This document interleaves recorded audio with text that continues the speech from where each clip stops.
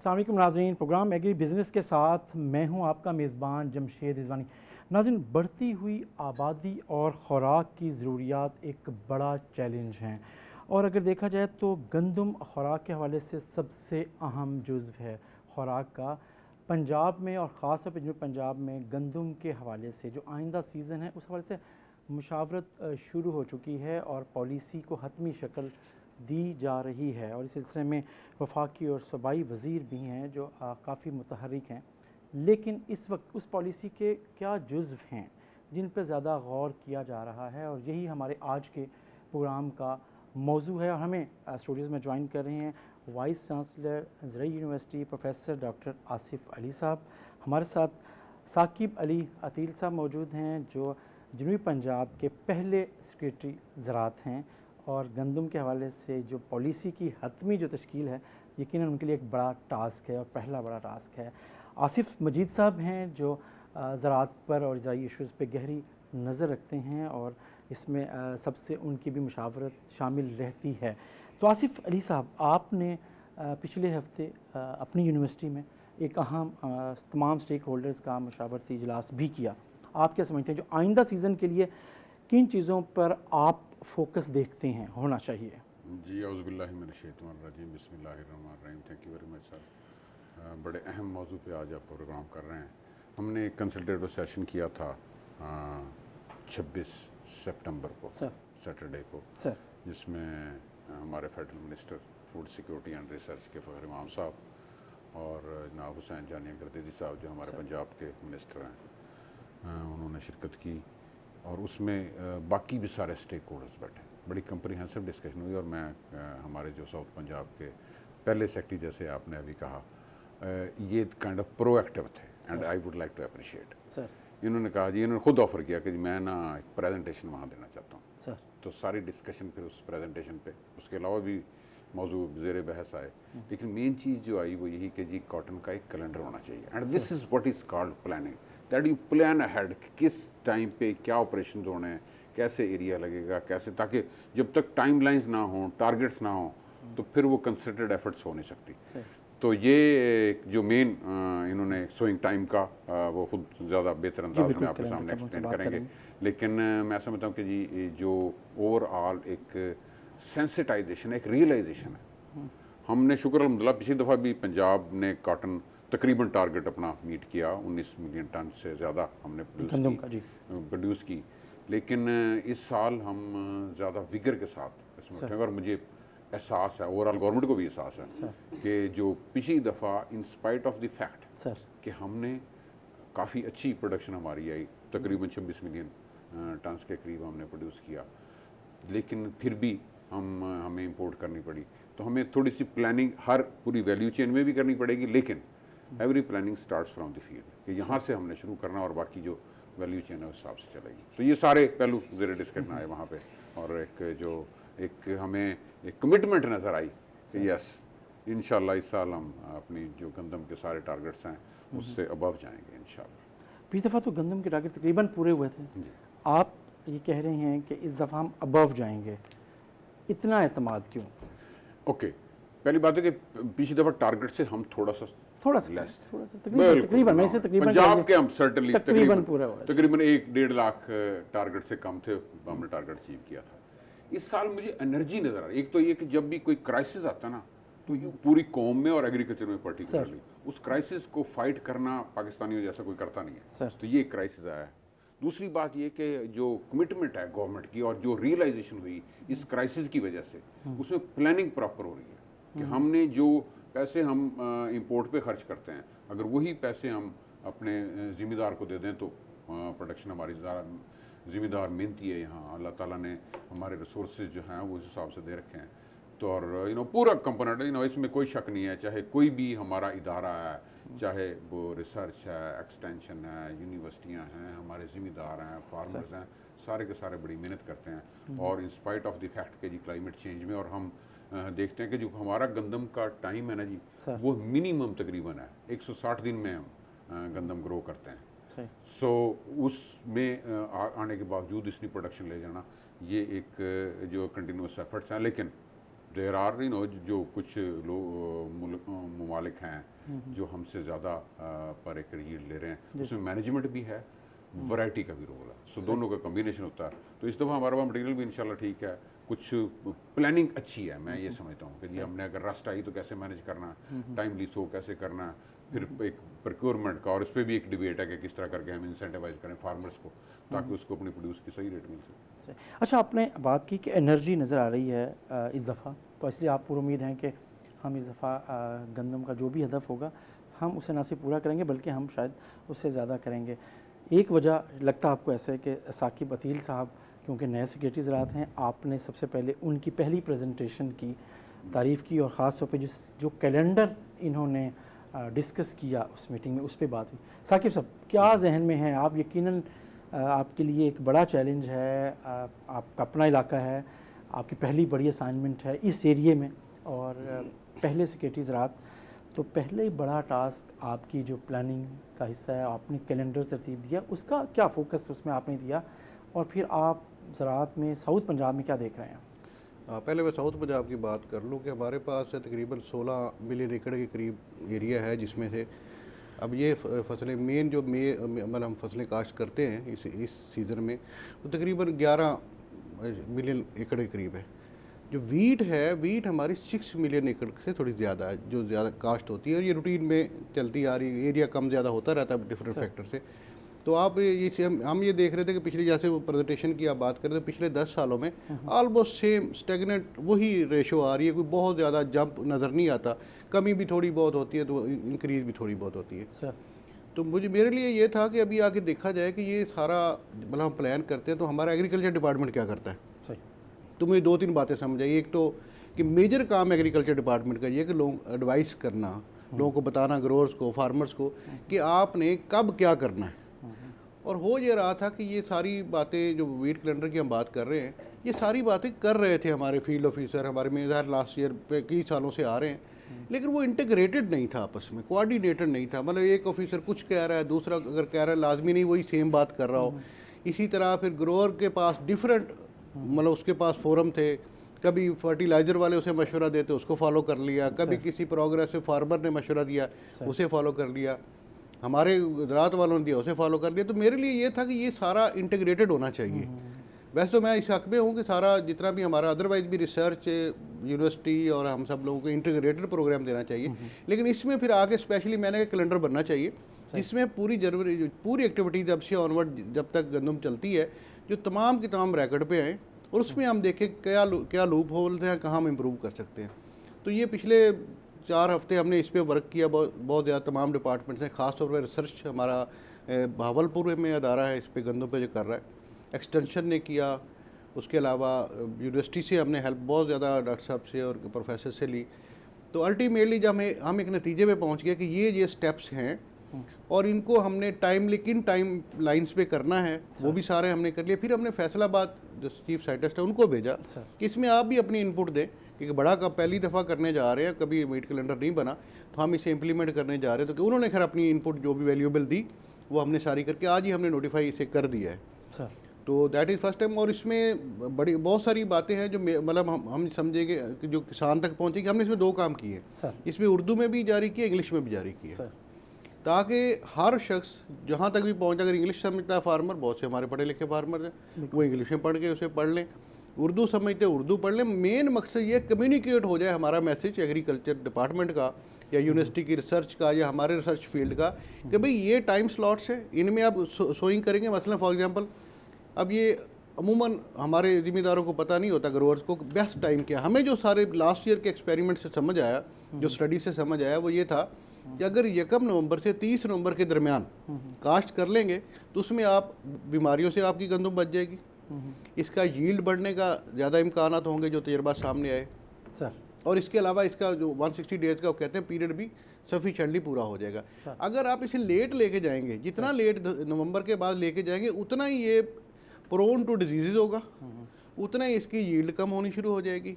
इसके अलावा हमने ये भी देखा कि जो बात सामने है कि अगर आप फसलों गंदम की फसल के साथ किनोला या राया या सरसों से वो अगर वो काश्त कर लेते हैं, उसके फील्ड के चारों तरफ कर लेते हैं, तो सब्ज़ तेला और इस तरह की चीज़ें वो सारी वहाँ रुक जाएगी, आगे गंदम तक नहीं जाएगी, उनकी फेवरेट वो फीड है। इसके अलावा हमने जो बाकी जितनी पेस्टिसाइड, अगर हम ये इसमें सजेस्ट करने जा रहे हैं कि स्प्रे कम से कम करें आप, क्योंकि खाने पीने की चीज़ अगर करनी है तो वो भी हमने बता दिया कि फंजीसाइड कब करनी है, कब इसका स्टेज है, किस स्टेज पे आपको बिल्कुल स्प्रे नहीं करनी चाहिए ताकि फूड आपकी ख़राब ना हो।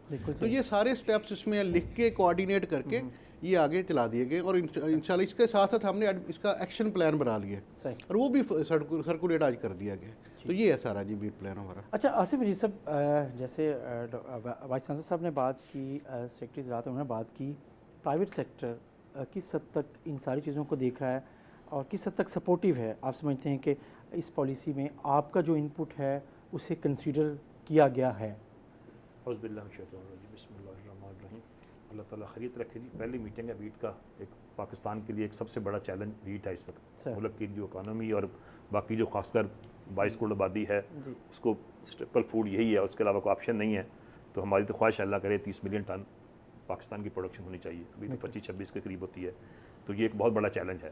तो फिर जाके कहीं होगा कि इम्पोर्ट्स कम अज़ कम मिनिमाइज़ करें, तो ये बहुत बड़ा एक चैलेंज है। माशाल्लाह कि जनूबी पंजाब एक पहला नया सूबा बना है और जिस तरह एक्टिविटीज़ लग रही हैं, मतलब सेक्रेटरी साहब माशाल्लाह काफ़ी ये 1.5-2 महीने हुआ है, लेकिन एक इतनी ज़्यादा अग्रेसिवली मीटिंग चीज़ें एक्टिविटीज़ कर रहे हैं, तो और बड़ी तेज़ी से चीज़ों को अंडरस्टैंड भी कर रहे हैं। तो लगता है कि चीज़ें इंशाल्लाह बेहतर होंगी, लेकिन चैलेंज बहुत बड़े हैं, आसान काम नहीं है, बहुत ही मुश्किल है। वेदर तब्दील होता जा रहा है कि कभी मतलब कि सर्दी इतनी पड़ेगी उतनी गंदम अच्छी होगी। दुनिया में गंदम होती वहाँ पर है, यूरोप में रशिया, दुनिया की सारी गंदम का महवर ये है। बाकी चाइना, इंडिया, पाकिस्तान तो अपने खाने के लिए करता है, लेकिन देखिए चाइना की जो वीट की प्रोडक्शन है, जो एक्सपोर्ट कंट्रीज़ हैं, वो मेजर यूरोप में है या रशिया है। रशिया को इतनी परवाह नहीं है, एरिया बहुत बड़ा है, उनकी पैदावार कम आती है, इतने नहीं है, लेकिन यूरोप बहरहाल बड़ा सीरियसली लेता है वीट को, और 70% एरिया पे तकरीबन वीट लगती है, उनकी बड़ी क्रॉप उनकी वीट ही है, एक ही फसल लगती है और वीट ही है, बाकी छोटी फसलें हैं, वो एक बड़ा है। लेकिन एक्सपोर्ट, लेकिन पाकिस्तान मतलब है कि हमें अपनी पैदा करनी है, और उसके लिए हमारी को प्रोडक्शन कोई बहुत अच्छी जो है नहीं पहले, क्योंकि लेट लगती, जिस तरह बात की इन्होंने ना कि सारी मतलब हम क्वेश्चन नंबर में लग जाए। अगर ये हमारा सबसे बड़ा चैलेंज है पहला, कि हम अगर नवंबर में कितनी काश्त होती है, अगर नवंबर में काश्त होती ऑटोमेटिकली 5-10 मन पैदावार बढ़ जाएगी बगैर किसी और किसी रीज़न के। अगर सबसे बड़ा चैलेंज तो ये है कि हम लग जाए नवंबर में, लेकिन ये बहुत बड़ा चैलेंज है कि होता नहीं है खाली मतलब है कि घर का होता ये है ना कि रकबा, पैसे, चीज़ें अरेंज करते करते दिसंबर, मतलब है कि मुझे तो याद है कि हमें तो याद है कि जनवरी के पहले हफ्ते में लोग लगाते हैं, तो दिसंबर पूरा लगती रहती है। तो लेकिन मैक्सिमम 10 दिसंबर से आगे जानी नहीं चाहिए, उसका फ़ायदा कोई नहीं, अब प्रोडक्टिविटी नहीं है, ना लगाए तो बेहतर है। लेकिन हम कहते हैं कि यार शायद हमारी मुल्क की प्रोडक्शन थोड़ी सी पूरी हो जाए, उसके बाद से औसत हमारी जो है अच्छा ग्रोथ अब भी 50-60-70 मन ले रहा है। मतलब है कि कोई मामूली अच्छे आम ज़मींदार जो है ना थोड़ी सी मेहनत करता है 50 मन आती है, लेकिन औसत पैदावार हमारी 28-29 मन से ऊपर नहीं जा रही, 30 मन मैक्सिमम लेस दैन 30 मन है। तो वो उसमें टाइमिंग मेजर है, वैरायटी का रोल है जी, जो अच्छी वैरायटी लगाते हैं, जो जिनकी आती है ना 70 मन 50 मन ऊपर, वो वैरायटी मेजर उनके पास, वो नई वैरायटी लगाते हैं।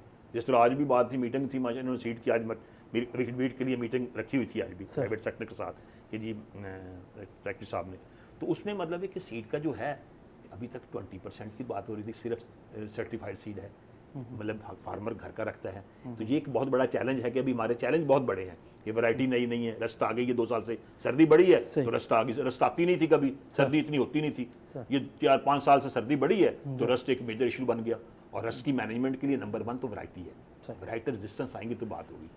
पेस्ट मतलब है कि हर अपना फंजीसाइड से आप बहुत ज़्यादा नहीं कर सकते हैं, क्योंकि उससे मतलब जो भी देखें अभी अगर मतलब चीज़ों के लिए वो है कि वैरायटी अच्छी हो, टाइमली सोएंगे हो तो फिर एक आधी स्प्रे से बात बनेगी। अगर लेट कास्ट हो और ऊपर से वैरायटियाँ भी उस तरह की हों तो फिर हम स्प्रे 3 से 4 भी करेंगे तो फिर भी रस से जान नहीं छूटेगी। सही। ये तो आप जो बात सर आप बात कर रहे हैं कि जो नवंबर में गंदम की काश्त मुकम्मल हो जानी चाहिए, साकिब साहब ने अभी एक कैलेंडर उसमें भी फोकस ये लग रहा है, इस पर हम बात जारी रखते हैं, लेकिन नाज़रीन छोटी सी एक ब्रेक के बाद वापस आते हैं।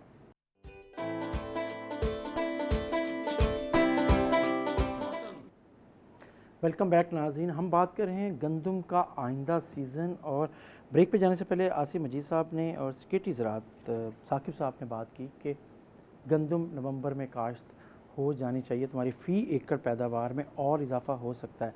डॉक्टर साहब आप क्या समझते हैं कि जो चैलेंज है, पहला बड़ा चैलेंज कि क्या आप 1 नवंबर से 30 नवंबर तक आप कास्ट कितनी मैक्सिमम कास्ट आप समझते हैं कि हमारा ग्रो कर लेगा? अवेयरनेस है, और क्या कॉटन के फ़ौरन बाद हमारा फार्मर इस पोजीशन में होगा कि आपकी जो ख्वाहिश है वो पूरी हो सके और आप पैदावार थोड़ा सी ज़्यादा ले सकें? इसमें मल्टीपल फैक्टर्स होते हैं बेसिकली। जैसे आसिम जी साहब बात कर रहे थे, जहाँ कॉटन वीट का रोटेशन सिस्टम है सर, वहाँ पे अगर कपास के टिंडे मौजूद हों, उसमें से प्रोडक्शन आ रही हो, तो ज़िम्मेदार थोड़ा सा लालच कर जाता है कि मैं इसको रिटेन कर लूँ और इसको बेच। लेकिन पिछले 1-2 साल से एक्सपीरियंस ये भी हुआ कि जनरली अक्टूबर में आके कपास टर्मिनेट हो जाती है। उस सूरत में ये पॉसिबल है और इंशाल्लाह ज़रूर होगी इस दफ़ा। जैसे ये एक एनर्जी क्रिएट हुई है, इसमें कंप्रीहेंसिव कैंपेन हो, उसमें उस दिन मिनिस्टर साहब आए हुए थे और हमने ये देखा कि माजी में भी कि जब कोई भी मुल्क एक इस तरह की फूड सिक्योरिटी कैंपेन करता ना, फिर उसका हर फ़र्द उसमें शामिल होता है उस कैंपेन में। तो इस दफ़ा ये प्लान किया गया कि हम स्टूडेंट्स को भी गाँव में भेजेंगे, लोगों को सेंसिटाइज करेंगे, मीडिया आप लोग भी इसमें एफर्ट्स करेंगे। और ये अब ये दिन है, ये जो 1-1.5 महीना आप लोगों की कंट्रीब्यूशन भी बड़ा एक मेजर रोल प्ले करेगी इसमें कि कितना लोगों को सेंसिटाइज कर पाते हैं। तो मैं समझता हूँ कि 30 नवंबर तक इंशाल्लाह अज़ीज़ उम्मीद है कि काफ़ी हो जाएगी, लेकिन 100% नहीं होगी, 100% नहीं होगी। अच्छा, कोई डेडलाइन होती है साकिब साहब, कोई डेडलाइन मुकर्रर की गई है कि ये हमारी डेडलाइन है कि इसके बाद गंदम काश्त ना हो, उससे पहले ये हो जाए? कोई प्रपोज डेडलाइन है, कोई अनाउंस डेडलाइन, कोई चीज़ है ऐसा? ये अनाउंस डेडलाइन एक किस्म कह सकते हैं, लेकिन इसमें हमारा रोल मेजर मैंने पहले शुरू में बताया कि हम एडवाइस करते हैं, एडवाइजरी रोल होता है हमारा। इसमें कोई कानून नहीं है, लॉ नहीं है, और इसको जाहिर सी बात है, एक ज़िम्मेदार है, उसको अपनी प्रॉब्लम्स होते हैं, डिले भी हो सकता है। हम ये बताते हैं कि देखिए आप करेंगे तो आपको ये प्रॉब्लम्स आएंगे। वैरायटी की जैसे बात थी, वैरायटी भी अभी हम कुछ डिस्कशंस हमारी आज भी हुई। वैरायटीज़ कुछ ऐसी वैरायटीज़ हैं वो मतलब वो रेजिस्टेंट नहीं है, वो बीमारी को ज़्यादा अट्रैक्टिव है डिफरेंट वायरसेस के लिए। इस तरह रस्ट की बात हमने की, अगर वैरायटी लेट आपने एक तो कर दी और वैरायटी वो लगा दी जो पहले ही प्रोन टू डिजीज़ है, तो फिर तो समझे कि आपका मतलब फसल भी ख़राब होगी, आपकी वो परसेंटेज जो यील्ड है वो भी कम हो गई। तो हम लोगों को बताते हैं कि ये थोड़ा सा आपको ज़रूर प्रॉब्लम, कहीं टिंडे होंगे और रह गए 4, तो उन्हें छोड़ दें, आप उसे निकाल दें। आप ये देखिए कि आपका मेजर आगे एक क्रॉप आ रही है जिसमें आप ज़्यादा कमा सकते हैं। अगर आप फ़र्ज़ करें 10 दिन टिंडों के लिए डिले करेंगे, वो 4 पैसे ज़रूर आपको उधर से निकलेंगे, लेकिन जो आपका लॉस होगा at the end of the day वो कहीं ज़्यादा होगा। हम कन्विंस कर रहे हैं, जिस तरह अभी इसमें आपकी खिदमत भी हम ले रहे हैं और बाकी प्रिंट मीडिया और डॉक्टर साहब भी सारे हम इस पर सेमिनार्स भी करने जा रहे हैं। इसके अलावा सोशल मीडिया को हमने एक्टिवेट करने जा रहे हैं, वो भी हम एक इसमें सोशल मीडिया, फेसबुक ग्रुप और यूट्यूब चैनल, ये सब को इस्तेमाल करने जा रहे हैं। हमारी कोशिश ये किसी तरह हम ये बात पहुंचा दें फार्मर तक, ग्रोअर तक, कि भाई ये आपके बेनिफिट की चीज़ हम बता रहे हैं। हमारे इसमें आपको बेनिफिट होगा तो पूरे मुल्क को बेनिफिट होगा सर। इसी पे सारी इकोनॉमी हमारी, ये फूड सिक्योरिटी इसी पे डिपेंड कर रही है। सर आप कुछ बात, मैं सिर्फ बात ये करना चाहता हूँ कि जी एक इम्पैक्ट और भी क्रिएट हो सकता है सर कि 30 नवंबर तक हो जाए, अगर हम अगले 10-15 दिन में वीट की प्राइस अनाउंस करते हैं। मेरा ख्याल ये भी होने जा रही है, शायद हम अनाउंस कर दें तो इंशाल्लाह जी, अगर इंशाल्लाह शायद हो जाएगा जल्दी। क्योंकि उसने कंपैरेटिव एडवांटेज देखना होता है ना फार्मर ने, कि अगर मैं ये टिंडे छोड़ूं तो मुझे क्या गेन है। अगर हम उसको गेन दिखा दें पहले तो यस सही। आप समझते हैं कि इस दफ़ा जो प्रपोजल है वीट प्राइस, स्पोर्ट प्राइस की अनाउंसमेंट की, वो इतनी अच्छी होगी कि आप समझते हैं कि वाकई वो इस तरफ अट्रैक्ट होगा? मुझे लगता है, आप, मुझे उम्मीद सर, बिल्कुल उम्मीद है, क्योंकि हर बंदे ने पाकिस्तान में रियलाइज कर लिया कि ये नहीं है तो फिर कुछ नहीं है। अच्छा सर, आप क्योंकि उम्मीद लगा रहे हैं, साकिब साहब क्योंकि फैसले में अहम किरदार अदा कर रहे होंगे, तो हम साकिब साहब से बात कर लेते हैं। साकिब, क्या उम्मीद ग्रोवर लगा सकता है हुकूमत से और महकमा ज़राअत से और आपकी उससे कि स्पोर्ट प्राइस टाइमली अनाउंस हो और इतनी हो कि वो आपने खुद बात की कि थोड़े मोटे टिंडे छोड़ दें, तो आप कब तक ये अनाउंसमेंट आप तो मैं इसमें कोई फिगर तो आपको नहीं दे सकता, लेकिन ये चूँकि अभी मीटिंग हुई है 2-3 दिन पहले ही हुई है, और उससे पहले फेडरल मिनिस्टर साहब यहाँ भी आए और वज़ीर भी आए, तो उनसे भी डिस्कशन हुई यहाँ पर भी, और बड़े सीरियस लेवल पे मीटिंग्स है, और मेरा ख्याल है विद इन डेज हो जाएगा। गवर्नमेंट इज़ वेरी सीरियस इसको, चूँकि फेडरल मिनिस्टर का भी हमारे यहीं से ताल्लुक़ है, हमारे प्रोविंशियल मिनिस्टर का, they are very serious on it. तो आई होप बहुत जल्दी होगी। मैं फिगर एग्जैक्ट नहीं दे सकता क्योंकि कबल वक्त होगा कोई फिगर देना, तो just we have to wait for couple of more days. Asif साहब, आप क्या समझते हैं कि गंदम की स्पोर्ट प्राइस का बर वक्त इजाफा ग्रोअर को किस हद तक इनकरेज कर सकता है कि आप जल्दी से वापस आएँ और नवंबर से पहले पहले आप ये कर लें? सिग्निफिकेंट इम्पैक्ट आएगा, बहुत बड़ा इम्पैक्ट आएगा कि प्राइस बहुत ज़रूरी है बढ़ाना। और मतलब नंबर 1 तो खैर प्राइस है, उसके बाद सीड की हमने बात की है कि सीड अच्छा होना चाहिए, रेजिस्टेंट, मतलब ये बहुत बड़ा इंपॉर्टेंट फैक्टर है कि वैराइटीज़ वो हों जो रेजिस्टेंट हैं। उसके बाद हमने बात की है इसकी टाइमिंग की। उसके बाद सबसे बड़ा फैक्टर, 2 बड़े फैक्टर होंगे, प्राइस और अपना फर्टिलाइज़र। फर्टिलाइज़र का बहुत बड़ा इम्पैक्ट है, सिग्निफिकेंट। तीसरा बड़ा फैक्टर अगर होगा ना, टाइमिंग है, रेट है, टाइमिंग है, उसके बाद मतलब एक फर्टिलाइज़र DAP और दूसरा मतलब एक पोटाश की भी, इन दोनों पे ये बहुत बड़ी कास्ट है, तकरीबन बढ़ गई है बहुत बड़ा अपना। मतलब क्या होगा, मतलब DAP की ज़रूरत है 1.5 से 2 बोरी, तो अगर रेट बढ़ता है तो फिर कहता है 1 बोरी पे गुजारा कर लो। ये लास्ट को बढ़ाएगा कि फर्टिलाइज़र अगर हमारी रिकमेंडेशन देती है एग्रीकल्चर डिपार्टमेंट कि इस साइल में 2 बोरी चाहिए, तो वो 2 बोरी मिलनी चाहिए, फिर पैदावार आएगी। अदरवाइज जो पैदावार लेते हैं ना, वो 2 से 2.5 बैग DAP डालते हैं, तो फिर उनकी 50, 60, 70 मन आती है। उसके बाद 1.5 से 2 बोरी कम अज़ कम मिनिमम पोटाश भी डालते हैं, 2 बोरी भी डालते हैं, तो फिर ये लेते हैं लोग। तो ये दोनों चीज़ें फर्टिलाइज़र बहुत महंगी हैं, दोनों बहुत महंगी हैं, और उसका इम्पैक्ट होगा बहुत बड़ा, सिग्निफिकेंट। ये 3 बड़े फैक्टर हैं कि मतलब एक रेजिस्टेंट वैराइटीज़, प्रोडक्शन के लिहाज से टाइमली सोइंग और फर्टिलाइज़र, इन तीनों को मैनेज करना होगा, फिर प्रोडक्शन आएगी, अदरवाइज आती नहीं। और DAP लोग नहीं डालते हैं जब ये महंगी होती है, तो फिर वो क्या कहते हैं, ह्यूमिक एसिड डाल लो, फलानी चीज़ साथ डाल लो, और मतलब एक आधी बैग वो एक बोरी कम कर लो और वो कर लो। ये हमारी जो रिकमेंडेशन है महकमा ज़राअत की, इतना अच्छा साइल का डेटा है, फर्टिलिटी का बहुत ज़बरदस्त डेटा, पंजाब का इतना अच्छा डेटा मौजूद है। जिस तरह मतलब एक कि मुझे जो सबसे अच्छी बात लगी है ना सेक्रेटरी साहब की, कि एक मैसेज होना चाहिए। जिस दिन ये एक मैसेज करा गया ना जनूब पंजाब में, ऑटोमेटिकली 10 से 15 प्रोडक्शन बढ़ जाएगी। मैसेज सेम हो जाए, जो बंदे भी स्टेक होल्डर हैं, जो भी राब्ता है, मैं कहता हूँ सिग्निफिकेंट इम्पैक्ट आएगा एग्रीकल्चर में।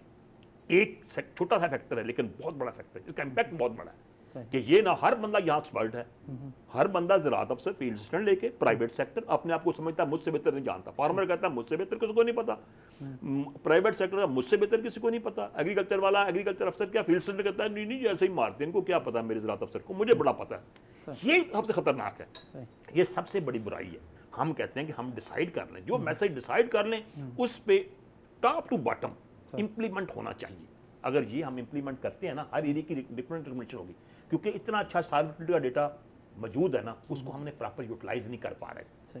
उसको यूटिलाइज कर लें और हमारी फर्टिलाइजर अब क्या है, पोटाश की डेफिशिएंसी बढ़ती जा रही है, फास्फोरस की बढ़ गई, सल्फर की बढ़ती जा रही है, बोरान, कॉपर, आयरन, ये सारा मसला बढ़ता जा रहा है। हमारी उस तरह की रिकमेंडेशन नहीं है। ये अब फैक्टर जो है फर्टिलाइजर, मैंने तीसरा बड़ा फैक्टर फर्टिलाइजर समझता हूँ वीट में सिग्निफिकेंट इम्पैक्ट आएगा। साकिब, आप समझते हैं कि सब्सिडी की बरवक्त फराहमी और ख़ुद खाद की फराहमी, आप समझते हैं कि हुकूमत का, महकमा ज़राअत का उस पर फोकस होगा, आप इंश्योर करेंगे तो ये जो फैक्टर जिसकी बात डॉक्टर साहब कर रहे हैं, आसिफ साहब कर रहे हैं, मैनेज हो जाएगा? जो ये असल में ये जितने भी मेयर्स, अगर लेटर से सब्सिडी की बात करें तो बेसिकली इंसेंटिव्स हैं, इंसेंटिव होंगे कि आप इधर इस साइड पे ज़्यादा ग्रो करें। बिल्कुल जो भी उसमें गवर्नमेंट पॉलिसी देगी हम इंशाल्लाह पूरा मेहनत करेंगे, ज़ोर लगाएंगे, हमारा पूरा महकमा ज़राअत नीचे से लेकर ऊपर तक तमाम ज़ोर लगाएंगे, तमाम स्टाफ, तमाम ऑफिसर, और इसे इंश्योर करेंगे कि वो पॉलिसीज़ पूरी तरह इम्प्लीमेंट हो इंशाल्लाह। इसमें कोई ऐसा हम इस तरह कोई लूप होल्स नहीं छोड़ेंगे जहाँ पे कोई इसकी प्रॉब्लम हो या लो कोई इस तरह का उसमें स्कीम में कोई रुकावट आए, वो हम करेंगे। बाकी रहेगी जो सीड की बात, वैरायटी की बात कर रहे हैं, वैरायटीज़ वैसे तो अभी 2016 में भी भावलपुर से वैरायटी जारी हुई है, एफर्ट करते हैं, लेकिन प्रॉब्लम ये आ रहा है कि कुछ वैरायटीज़ ऐसी आ रही हैं जो प्रॉब्लमेटिक हैं, उसको अब ज़ाहिर slowly with the passage of time मतलब निकालना पड़ेगा। अब यकदम जो ऐसी वैरायटी जो प्रोन टू डिजीज़ है वो फ़ौरन नहीं निकाल सकते, वो भी हमारे लिए प्रॉब्लमेटिक होगा पूरा। इस दफ़ा ये भी हुआ कि चूँकि अग्रेसिवली उसकी गंदम की प्रोक्योरमेंट की गई तो वैरायटी उसमें गंदम शार्ट भी हुई है, बीज भी शार्ट हुआ है, तो इसलिए हम थोड़ा सा इसको लिबरल होकर देख रहे हैं। अगर बीज शार्ट की ना हमें कंप्लेंट्स आती तो शायद हम कोशिश करते कि जो बीमारी ज़्यादा अट्रैक्ट करती है वो वैसे उसको डीलिस्ट जल्दी कर दिया जाए, लेकिन अभी भी गवर्नमेंट का प्रोसेस में takes time. Ultimately will do what is the government policy. अच्छा, एक आखिरी कमेंट आपसे इस प्रोग्राम के इस हिस्से में चाहिए कि एक मैसेज पूरे तमाम स्टेक होल्डर्स के लिए क्या मुमकिन है या नहीं? बिल्कुल मुमकिन है। और ये कैलेंडर जो हमने जारी किया, ये पाकिस्तान, जो मेरे मालूमात के मुताबिक पाकिस्तान में पहले वीट का कोई कैलेंडर जारी नहीं किया गया। और इसका बिल्कुल आप सब सही फरमा रहे हैं कि इसका मकसद यही है कि हर कोई एक्सपर्ट नहीं है। फ्रैंकली स्पीकिंग, मैं एडमिनिस्ट्रेटर हूँ, मैं भी कोई ज़राअत का एक्सपर्ट नहीं हूँ। और ज़राअत के एक्सपर्ट हमारे रिसर्चर्स हैं, हमारी यूनिवर्सिटी के लोग हैं, हमारे फील्ड के, अब डॉक्टर लाल हुसैन बहावलपुर में पूरा अदारा चला रहे हैं, ये एक्सपर्ट्स हैं। लेकिन जो स्टडीज़ फील्ड में हमने कराई, एक और में हम इसमें इस साल भी रिसर्च करने बढ़ाने जा रहे हैं। अभी जो हमारा लेटेस्ट है कि इसको रेस्ड बेड पे लगा के देखें उसके क्या नताइज निकलते हैं। हम ऑफिशियल लेवल पे वो भी करने जा रहे हैं, तमाम फॉर्म्स पे हम एक्सपेरिमेंट करने जा रहे हैं। तो सिंगल मैसेज ये है कि ये जो कैलेंडर हमने वीट कैलेंडर जारी किया है, उर्दू में अंग्रेज़ी में, इसे पढ़ें, इसको फॉलो करें। मसला हो तो हमसे, हम बिल्कुल हर मसले को हल करने होते हैं। आपकी बात जाइए कि, लेकिन छोटा सा नाज़रीन ब्रेक के बाद वापस आते हैं।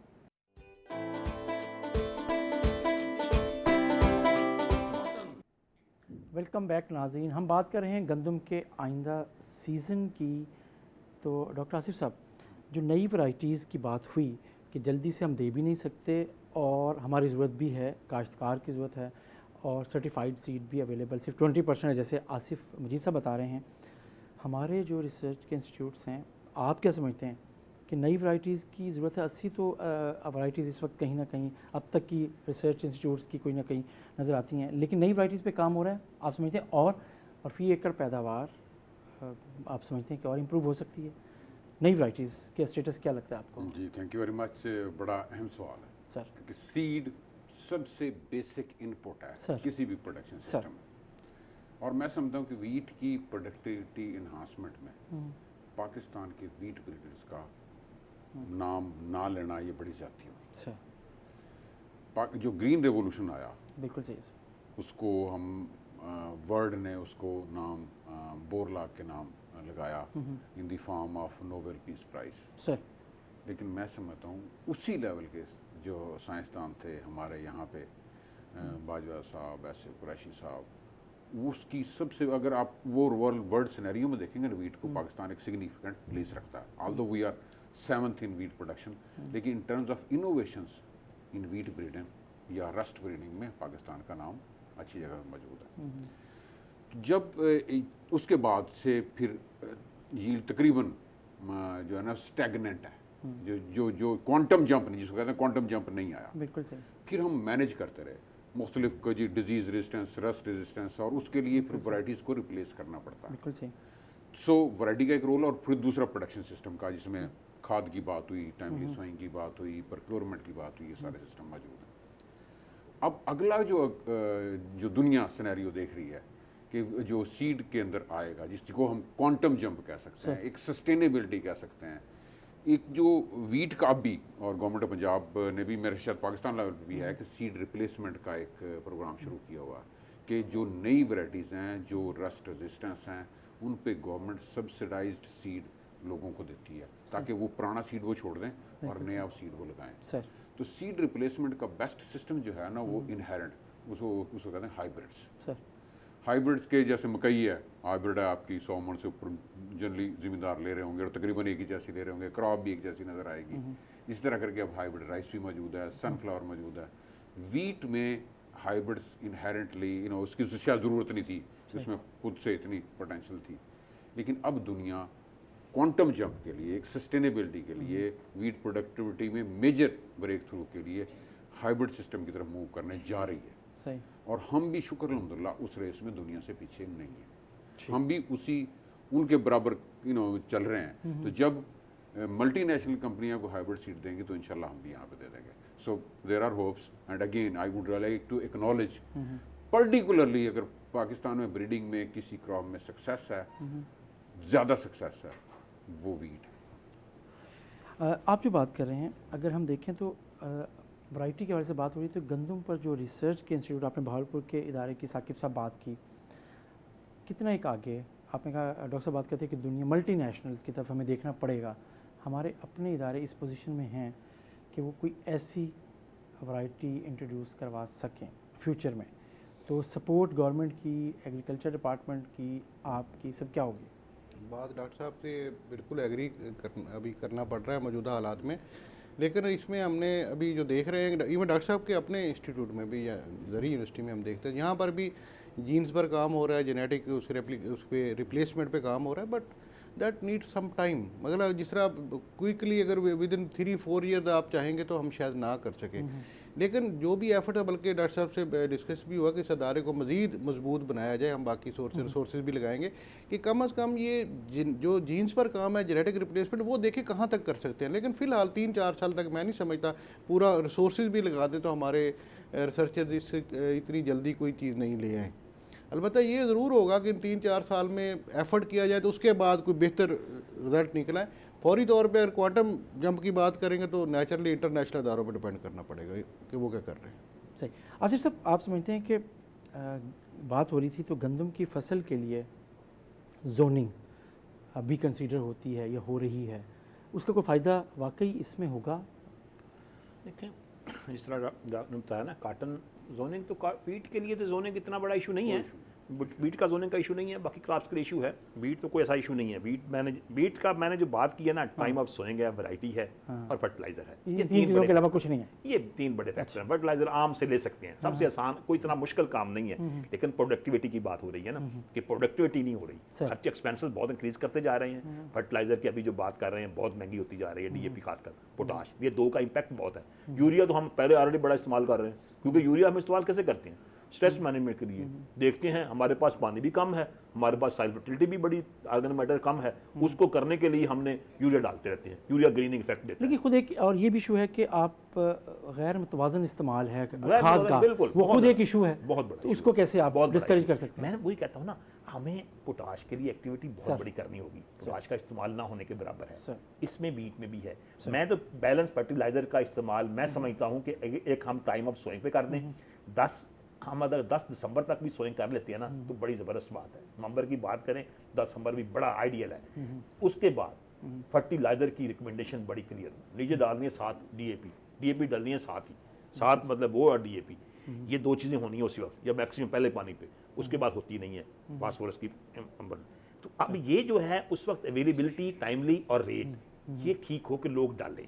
मैंने बात की है कि माशाल्लाह एक्सटेंशन डिपार्टमेंट बड़ा है, मतलब फोकस होगा, सेक्रेटरी जहाँ बैठने से फोकस एक्टिविटी बढ़ जाएंगी। फोकस का बड़ा रोल है, फोकस का रोल है लाइफ में। आप जो भी काम करते हैं, फोकस करते हैं, तो चीज़ें खुद बेहतर होना शुरू हो जाती हैं। ये बहुत बड़ा फैक्टर है। फिर जिस तरह उन्होंने बात की है सेम मैसेज की, अगर ये भी आप माशाल्लाह इसको कर ले, ऑलरेडी भी है, लेकिन इसको बेहतर कर लेते हैं तो इसका बहुत बड़ा इंपैक्ट आएगा। फिर स्टेक होल्डर हैं, देखें दुनिया में 3 बड़े स्टेक होल्डर हैं ना। नंबर 1, इसमें मैं बीट की बात करूँ, बीट में सीड, और नंबर 2 फर्टिलाइजर, ये 2 बड़े स्टेक होल्डर हैं। इनकी कम्बिन आइडियल होनी चाहिए, क्योंकि लेकिन डॉक्टर साहब ने कहा कि सपोर्ट प्राइस भी ऐसे मौके पे हमारे मुल्क में नहीं, वो तो है ना, मैं स्टेक होल्डर की बात कर रहा हूँ। मैं बात कर रहा हूँ मतलब जो सबसे इम्पोर्टेंट है, सप्लायर है ना, जो मतलब एक फर्टिलाइजर वाले और मतलब एक सीड वाले। सीड का तो प्राइवेट सेक्टर बढ़ता जा रहा है, पब्लिक सेक्टर कम होता जा रहा है। पहले पब्लिक सेक्टर था मेजर मैक्सिमम, अब पब्लिक सेक्टर का पंजाब सीड कॉर्पोरेशन कम होती जा रही है, प्राइवेट सेक्टर ग्रो कर रहा है। वीट सीड की बात कर रहा हूँ मैं, बात तो वीट की हो रही है ना, उसमें वो बढ़ रहा है और मतलब वो कम होता जा रहा है। लेकिन अभी तक भी उस तरह का नहीं है। जो प्रॉब्लम आती हैं प्राइवेट सेक्टर को सीड प्रोक्योरमेंट में, अब सीड सप्लाई में, कि अब मतलब एक कि जो सीड रहीम यार खां बनता है और वो उसका मसला है।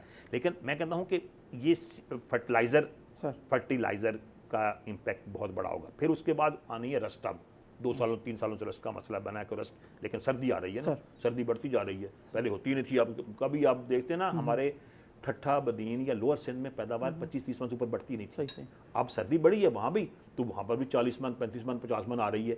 कभी होती नहीं थी वहाँ पर बीट, गंदम होती, क्यों सर्दी वहाँ पड़ती नहीं थी। जितनी सर्दी ज़्यादा पड़ेगी बीट अच्छी होगी।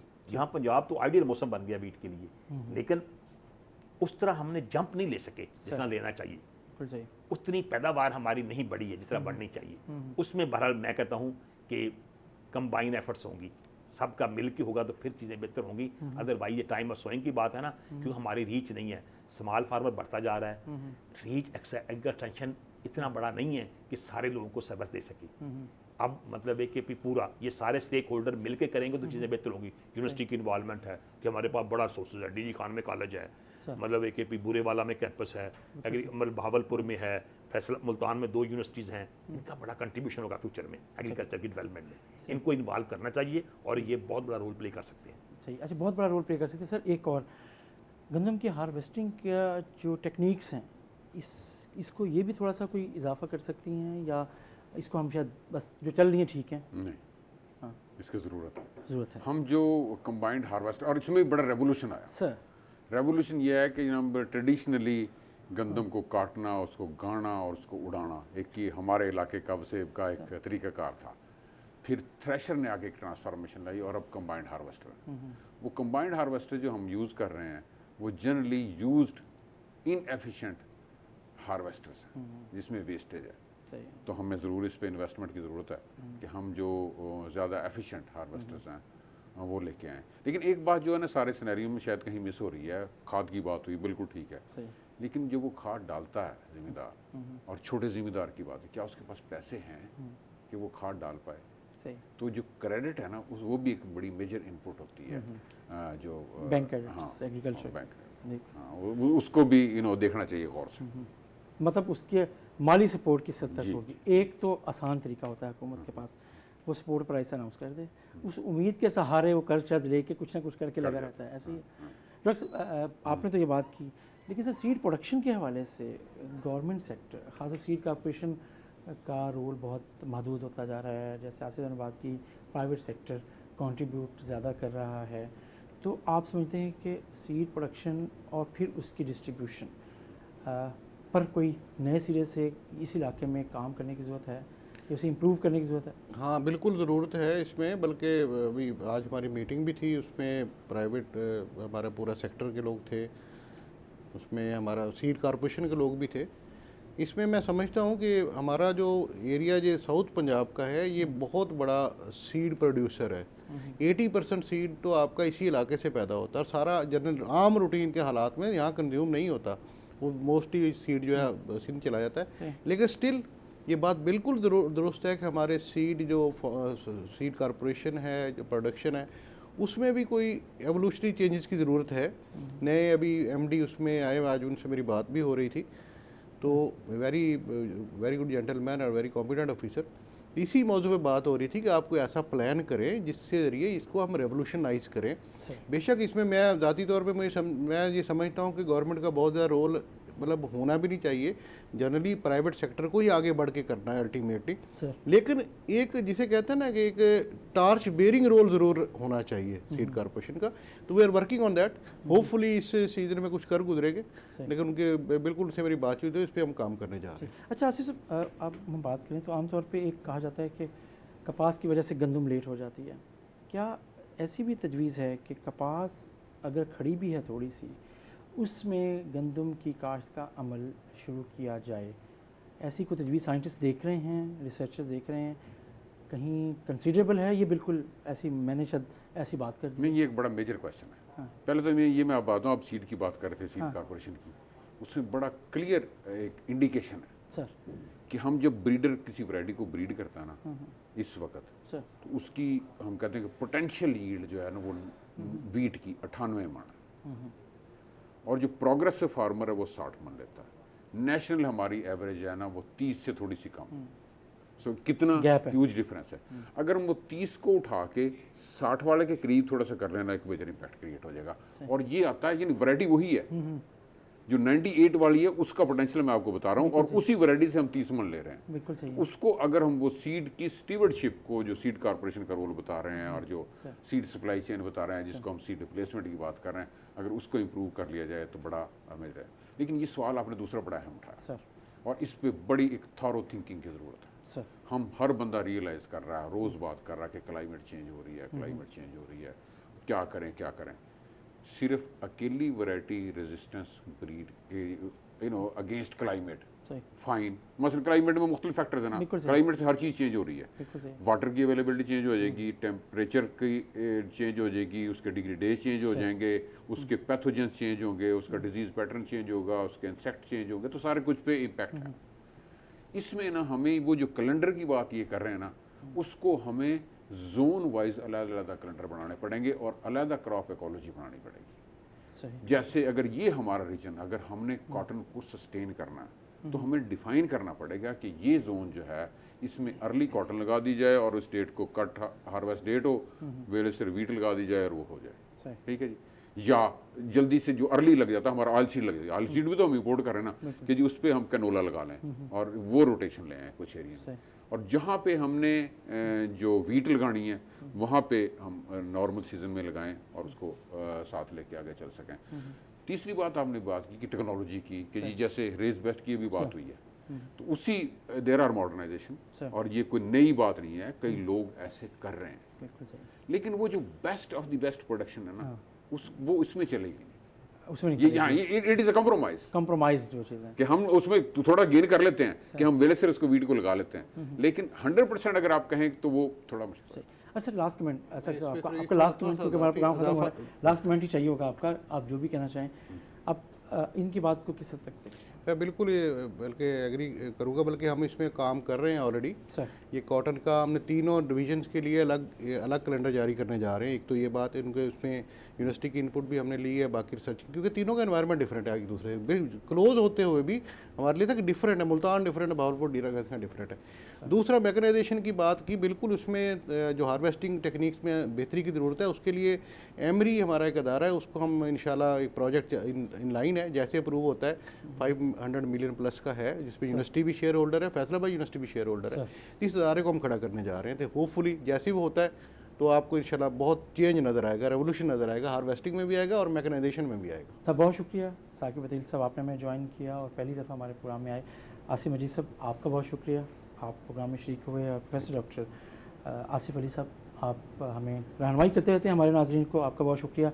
और नाज़रीन, अहम बात यह है कि गंदम के आइंदा सीज़न के लिए जो मशावरती अमल, जैसे हमने प्रोग्राम के शुरू में कहा, अपनी आखिरी शक्ल में है और उसके लिए मुख्तसर और तवील मुद्दती दोनों प्लान साथ साथ चल रहे हैं और नतीजा ज़ाहिर है ये समझते हैं हमारे जो शुरका हैं कि होपफुल है। और हमेशा की तरह जो काश्तकारों से तवक्को की जाती है विद द सपोर्ट ऑफ ये सारे जितने भी स्टेक होल्डर्स हैं, तो यकीनन इस दफ़ा भी, इस सीज़न में भी गंदम के हवाले से यकीनन रिज़ल्ट अच्छे की उम्मीद रखी जा सकती है। इसके साथ ही नाज़रीन, अपने मेज़बान जमशेद रिजवानी को इजाज़त दीजिए। अल्लाह हाफ़िज़।